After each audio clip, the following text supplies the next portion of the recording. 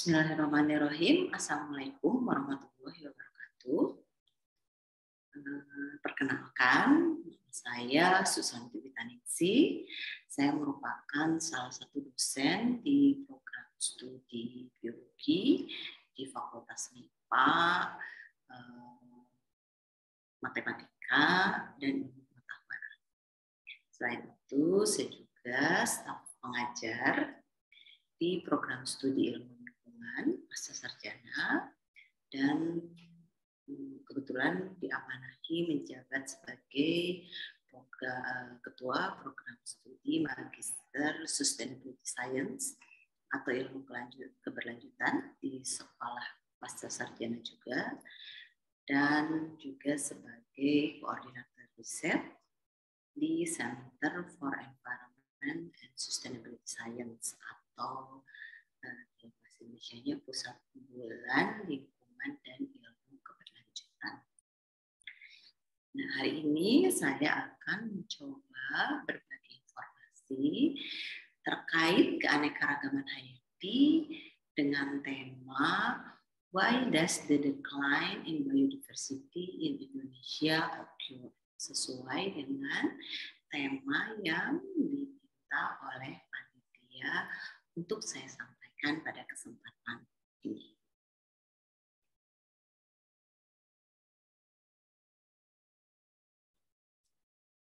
Materi yang akan saya sampaikan terdiri dari 4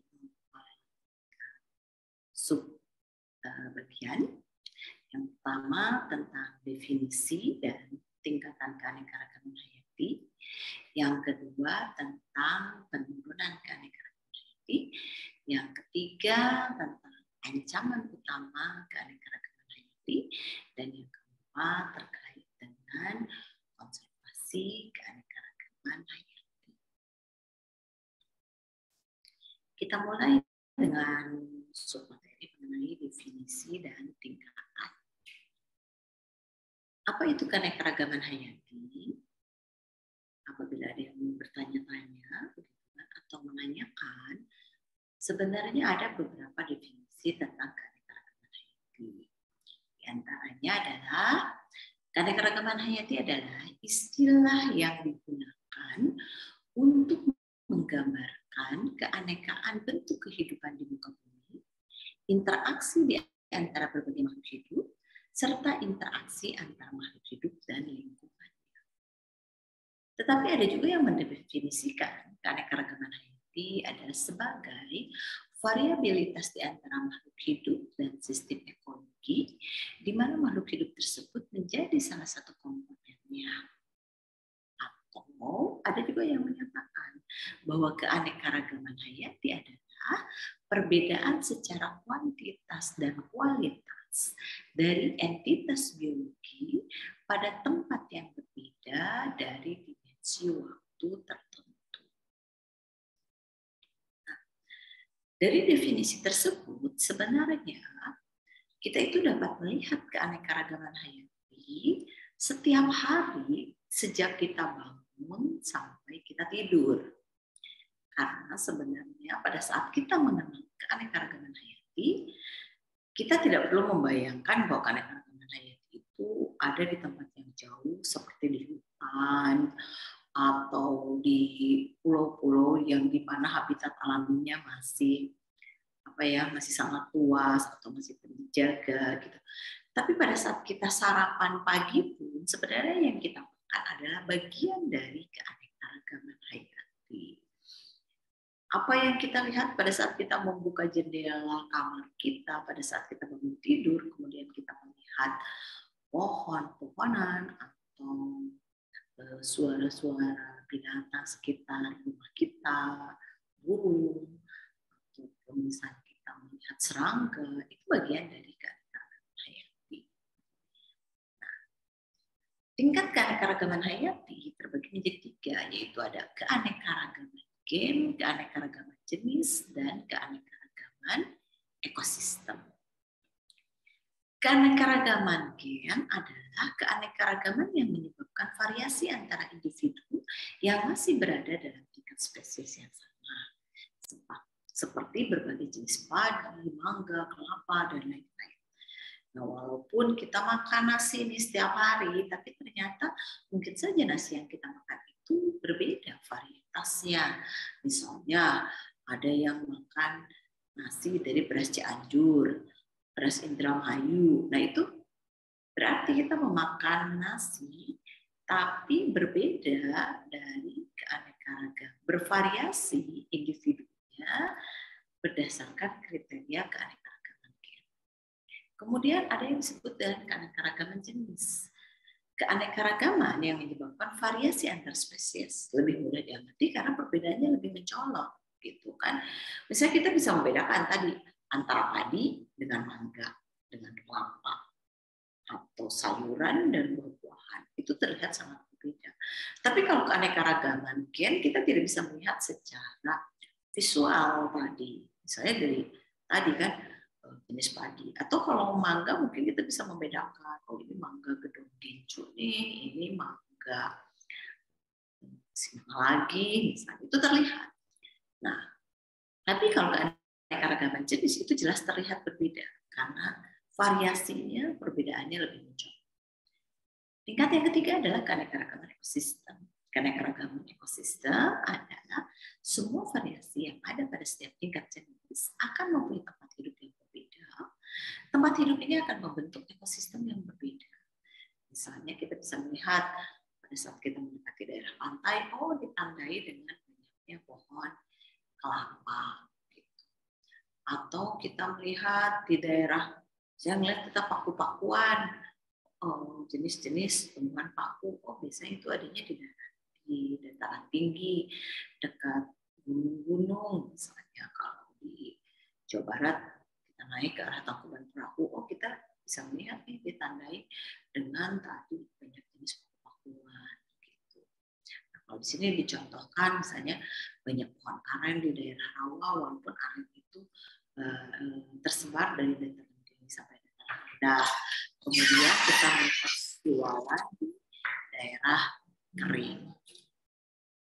Nah, subbagian yang kedua adalah kita akan melihat dan membahas tentang penurunan keanekaragaman hayati. Nah, kalau kita lihat di sini, penurunan keanekaragaman hayati bisa kita lihat ada kurang lebih secara global, kita lihat ada di 20 negara yang tercatat tertinggi mengalami kerusakan alam dan hilangnya habitat yang menyebabkan puluhan ribu spesies terancam punah. Dari 20 negara di dunia yang jenis-jenis alamiahnya terancam, maka Indonesia menduduki negara urutan yang keempat, di mana terdapat 1.126 spesies yang terancam punah, terdiri dari mamalia, burung, reptil, amfibi, ikan, dan moluska.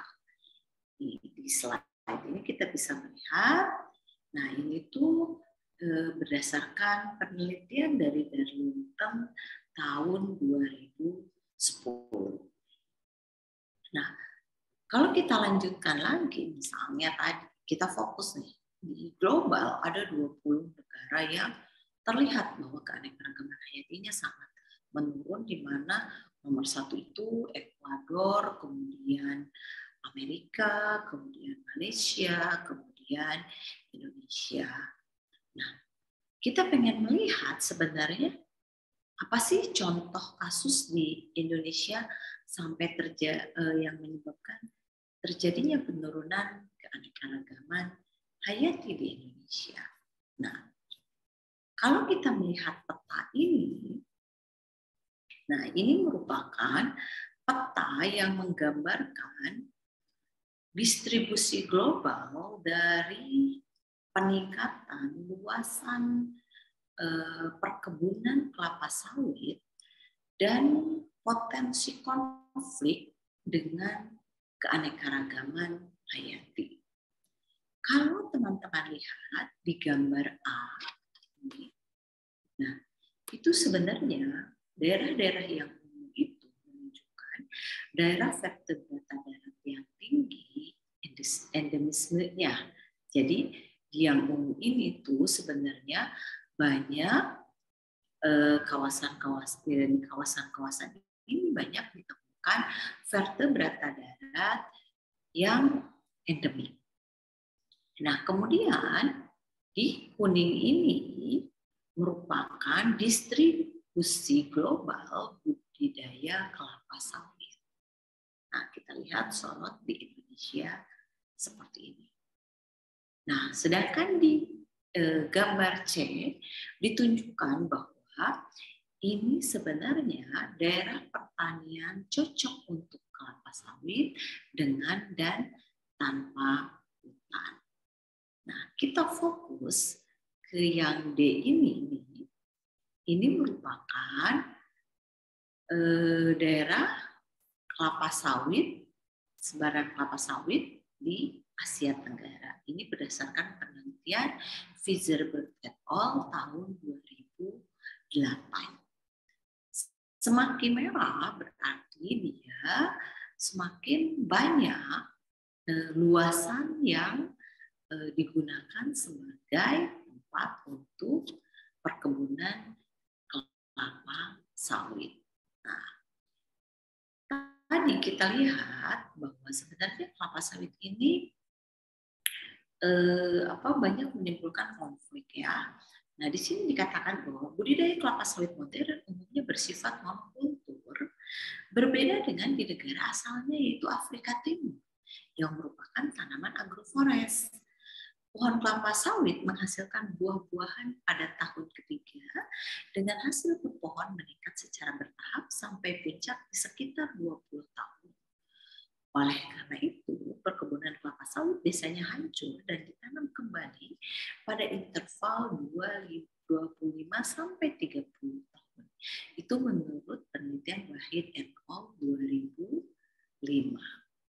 Nah, jadi sebenarnya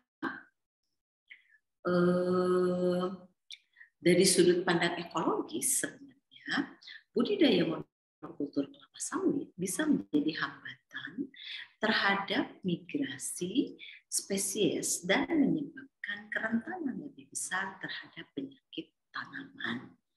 Dan konversi hutan alam meningkatkan fragmentasi habitat dan hilangnya keanekaragaman hayati. Begitu pula efek tepi agliptik meliputi kerentanan terhadap angin, pengeringan, dan terjadinya kebakaran. Selain itu, perkebunan kelapa sawit mengandung lebih sedikit biomasa dan memiliki umur lebih pendek dari hutan alam, lebih sedikit menyimpan karbon. Pengeringan lahan gambut untuk dikonversi menjadi perkebunan bisa memberikan kontribusi yang signifikan terhadap emisi gas rumah kaca. Itu kalau kita lihat salah satu efek negatif dari monokultur kelapa sawit dan dampaknya terhadap keanekaragaman hayati. Contoh kasus lainnya yang terjadi di kita adalah pada saat ini deforestasi di Indonesia telah menurun dibanding tahun 1990-an. Tapi bukan karena perbaikan manajemen, terutama sejumlah besar hutan di Kalimantan dan Sumatera telah musnah dan tidak ada permajaan kembali yang signifikan. Itu menurut Hansen et al. Tahun 2009.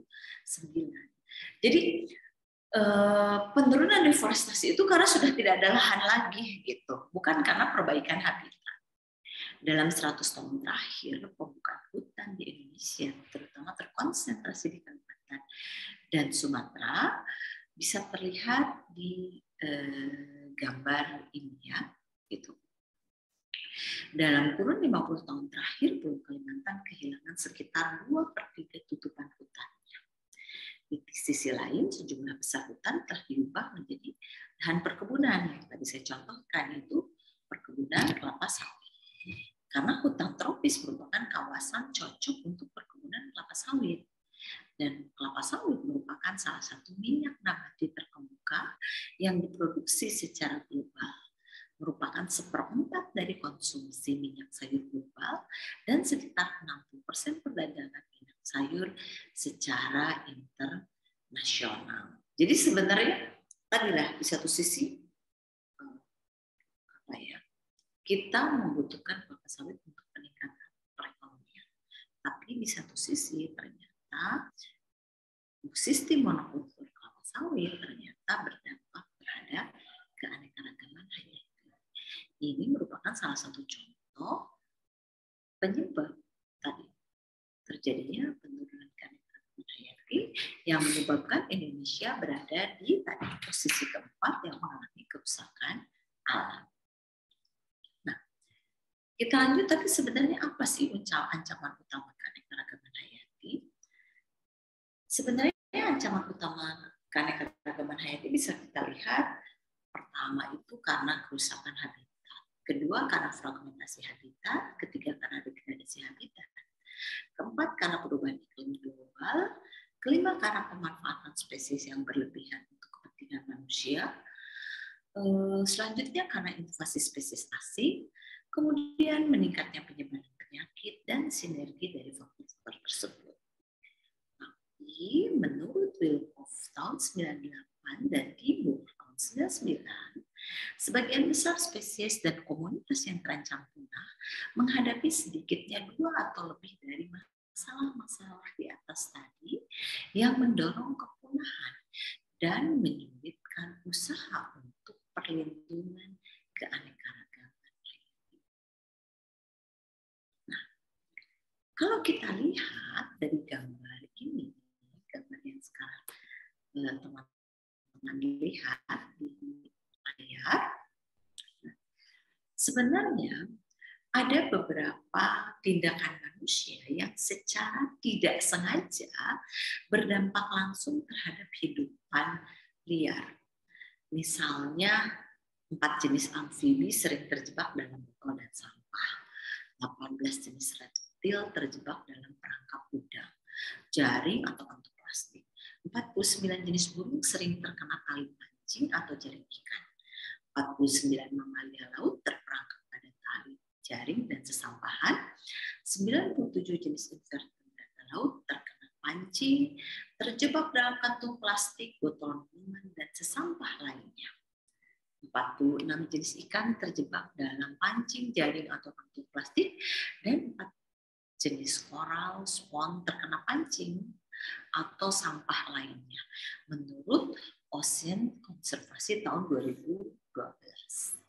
Tapi sebenarnya penyebab utama hilangnya biodiversitas adalah kerusakan habitat, perubahan iklim atau pemanasan global, eksploitasi yang berlebihan, pencemaran lingkungan, ketidaksengajaan atau kecelakaan, dan datangnya spesies asing.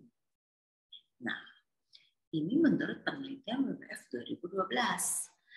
Faktor-faktor penyebab pemacu dan tekanan langsung berkontribusi terhadap degradasi keanekaragaman hayati global dan jasa ekosistem yang ditunjukkan pada gambar yang terlihat oleh teman-teman semuanya.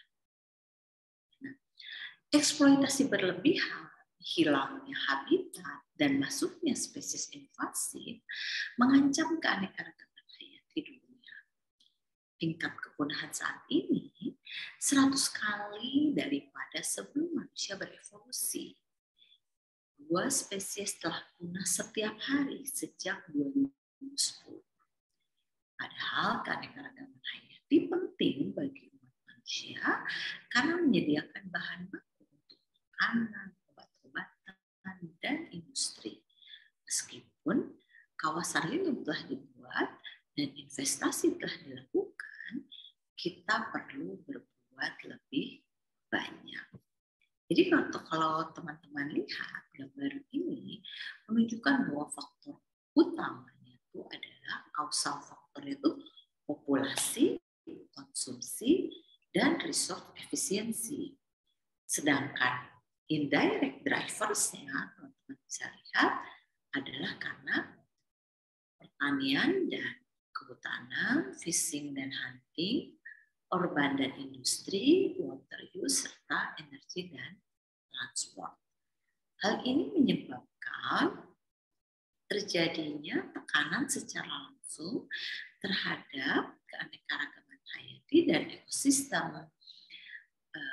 Jadi tadi disebabkan oleh habitat loss, alteration dan fragmentation, overexploitation, gitu kan, baik dari fishing, gitu kan, kemudian tambah tadi invasif spesies, polusi, CO2 dan climate change, yang menyebabkan akhirnya, gitu kan, bagian-bagian state of global biodiversity dari terestrial, freshwater, dan marine mengalami kerusakan yang menyebabkan sebenarnya layanan ekosistem yang bisa diperoleh oleh manusia ini kerusakan dan semakin berkurang.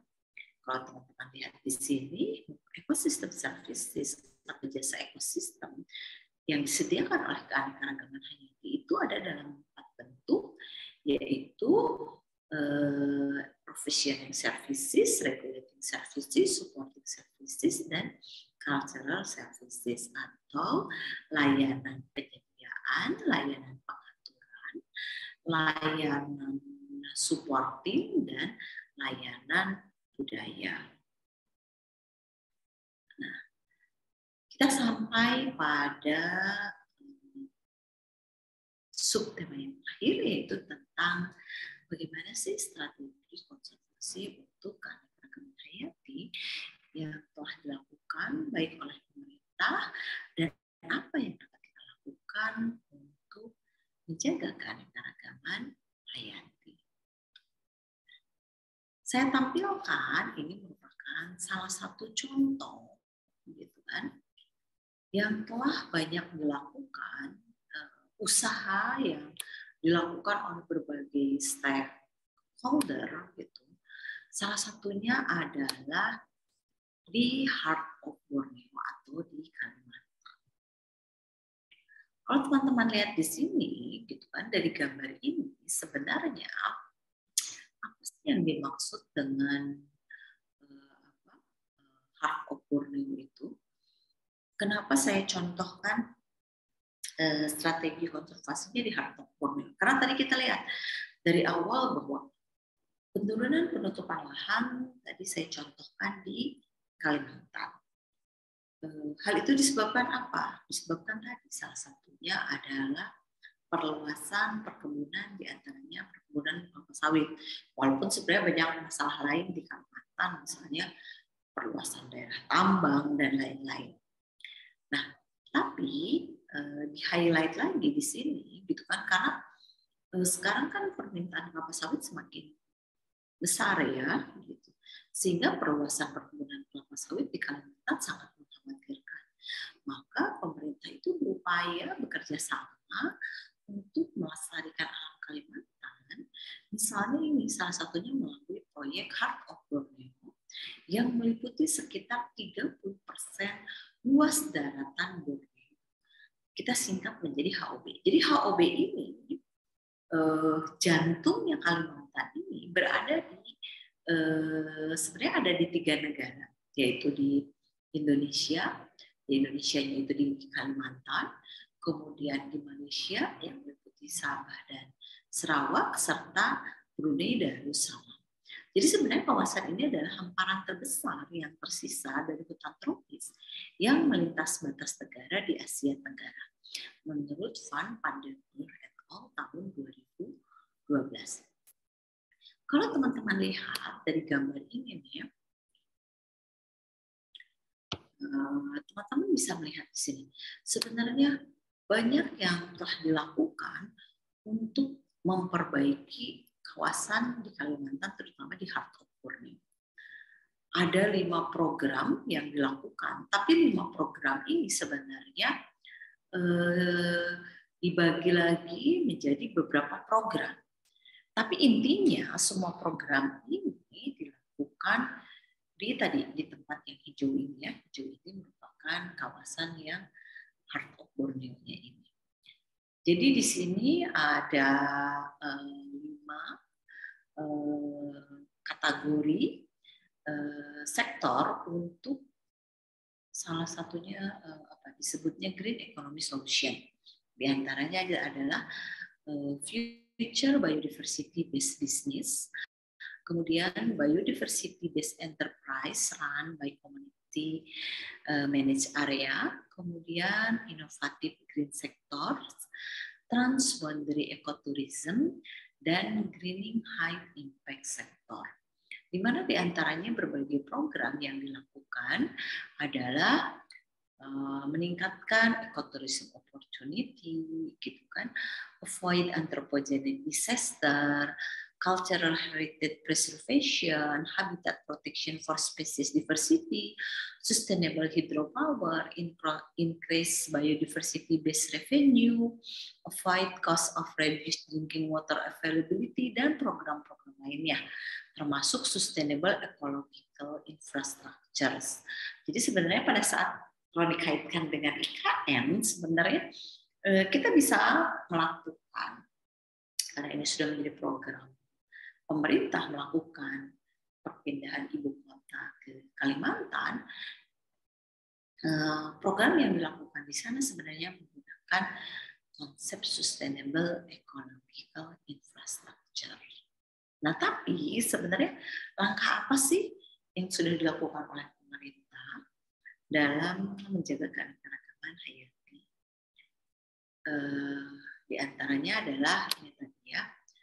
Tadi itu contoh kasus. Kalau ini ada yang dilakukan secara langsung, itu meningkatkan kualitas kawasan konservasi in situ. Karena melakukan konservasi in situ itu merupakan langkah utama atau langkah prioritas pemerintah kita untuk menjaga keanekaragaman hayati.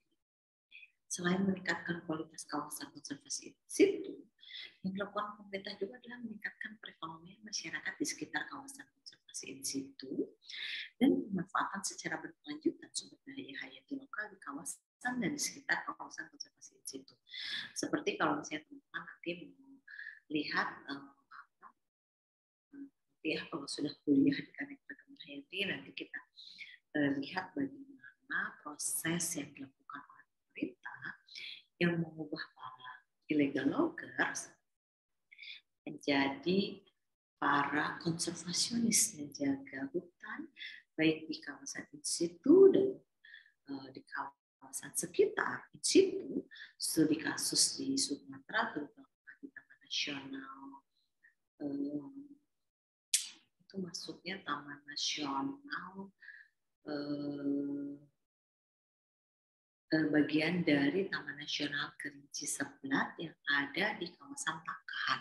Nah, itu teman-teman nanti akan melihat bagaimana tadi beberapa hal yang bisa dilakukan sebagai bagian dari konservasi in situ, di mana keanekaragaman hayati tetap dijaga, tapi masyarakat mendapat peningkatan secara ekonomi dalam mengelola keanekaragaman hayati yang ada. Kemudian pemerintah juga melakukan konservasi ex situ. Kenapa harus melakukan konservasi ex situ? Karena semakin menurunnya luasan habitat alami. Kemudian kenapa harus melakukan konservasi ex situ juga? Semakin banyak spesies yang dilindungi tapi terdapat di ekosistem bukatan. Jadi bukan di kawasan-kawasan lindung. Tapi sebenarnya konservasi ex situ itu merupakan opsi terakhir untuk melakukan konservasi keanekaragaman hayati, dan ini dilakukan apabila konservasi in situ tidak dapat dilakukan.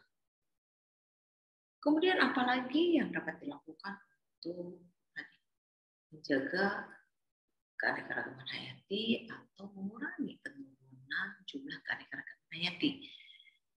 Itu meningkatkan kerjasama dengan berbagai stakeholder di antara perusahaan swasta dan industri melalui kegiatan CSR, Corporate Social Responsibility, yang kemudian disupport oleh pemerintah dengan melakukan program proper dari Kementerian Lingkungan Hidup dan Kehutanan, di mana pada saat suatu industri atau perusahaan dia ingin mendapatkan misalnya proper goal, maka yang harus dilakukan adalah melakukan perlindungan keanekaragaman hayati Hayati, dan itu biasanya bisa dilakukan baik di kawasan lindung ataupun di luar kawasan lindung.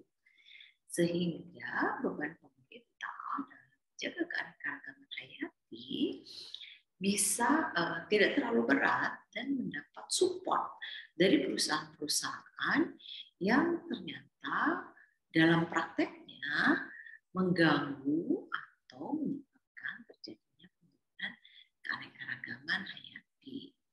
Gitu. Nah, itu jadi bisa dilakukan.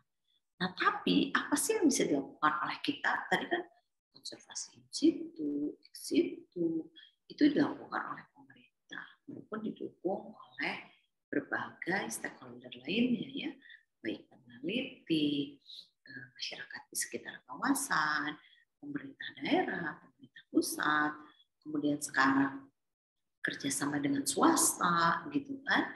Nah, apa sih yang bisa dilakukan oleh kita sebagai bagian dari masyarakat? Itu kita menjadi bagian dari masyarakat yang berkelanjutan. Apa itu masyarakat berkelanjutan?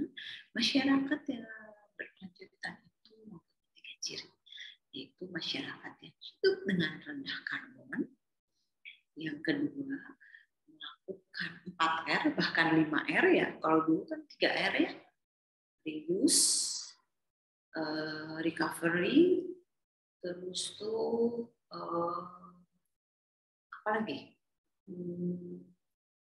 Pokoknya ada dari 3R, reuse, reduce, recovery, kemudian kita tambahkan sekarang rethinking, gitu. Jadi melakukan, kita kembali lagi berpikir gitu.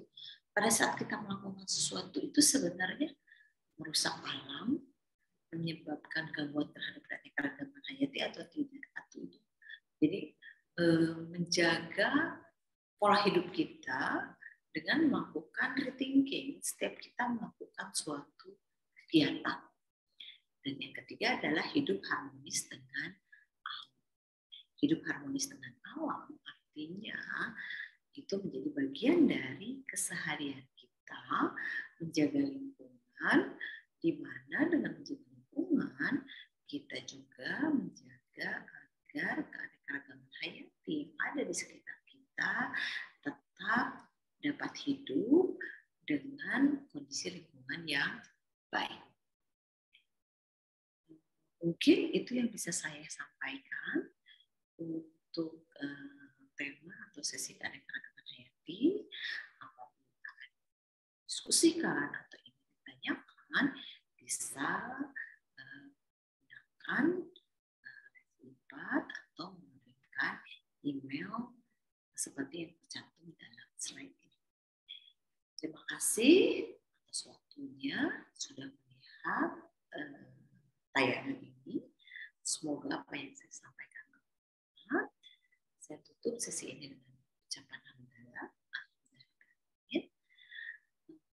Maaf atas segala kekurangannya, dan apabila tidak berkenan, saya juga maaf atas apa yang